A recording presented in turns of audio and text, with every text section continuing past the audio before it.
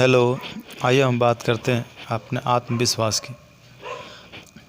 आत्मविश्वास की वृद्धि के लिए ईश्वर पर श्रद्धा और निष्ठा रखना एक सरल मार्ग है।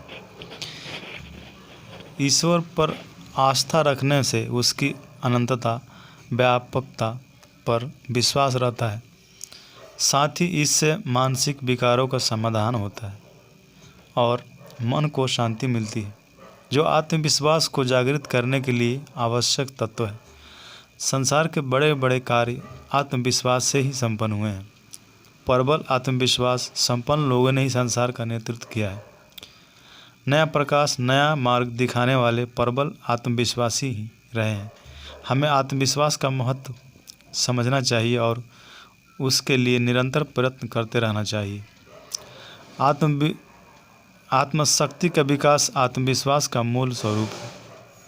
आत्मसत्ता पर विश्वास करना, जिसे अपनी आत्मा की अजेय शक्ति, महानता पर विश्वास है, जो अपने जीवन की सार्थकता, महत्ता, महानता स्वीकार करता है, उसी में आत्मविश्वास का स्रोत उमड़ पड़ता है और वही जीवन पथ के अवरोधों, कठिनाइयों को चीरता हुआ, राह के रोड़ों को ढकेलता हुआ अपना मार्ग स्वयं निकाल लेता है। प्राकृतिक आत्मविश्वासी पुरुष का साथ देती है। अपने नियमों का व्यतिरोध करके भी मनुष्य जैसा अपने आप को समझेगा, उसका व्यक्तित्व, आत्मिक स्तर भी वैसा ही बनेगा। अच्छी शिक्षा, साधना, संपत्ति पाकर भी मनुष्य आत्मविश्वास के अभाव से तुच्छता एवं हीनता का अनुभव करता है और जीवन में कोई विशेष सफलता अर्जित नहीं कर पाते। वे जीवन की घिसी पीटी राह पर परिस्थितियों के थपेड़े खाते, रोते, झींकते अपना दिन गुजार देते हैं, किंतु आत्मविश्वासी सामान्य परिस्थितियों में भी खड़ा रहकर जीवन में उत्कृष्ट प्राप्त करता है।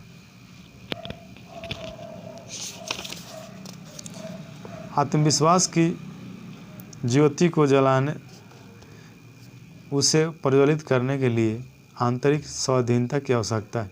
जो मनुष्य अपने मानसिक विकार, चिंता, भय, क्रोध, संदेह आदि से ग्रस्त है, वह स्वाधीन नहीं रह सकता। वह तो परतंत्र है। उसे ये विकार अपनी इच्छा अनुसार जहाँ तहाँ भटकते रहते हैं। ऐसे परतंत्रता से आत्मविश्वास का निवास नहीं होता।